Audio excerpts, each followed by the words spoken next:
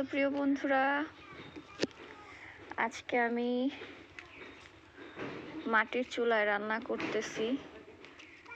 দেখো কি সুন্দর করে মাটির চুলায় রান্না করতেছি। অবশ্য চুলা অত ভালো করে বানাইতে পারি নাই, বাট যেভাবে বানাইছি সেইভাবে দেখো তোমরা। একটা আলগা চুলা, এটার ভিতরে ভাত বসাইছি এই মাটির চুলায়। আমার মতো এরকমের গ্রামীণ জীবনযাপন করতে কে কে পছন্দ করো অবশ্যই কমেন্টস করে জানাবা। আর আমি জানি আমার চুলাটা একদমই ভালো হয় নাই, কারণ আমি জীবনে কখনোই মাটির চুলা বানাইনি।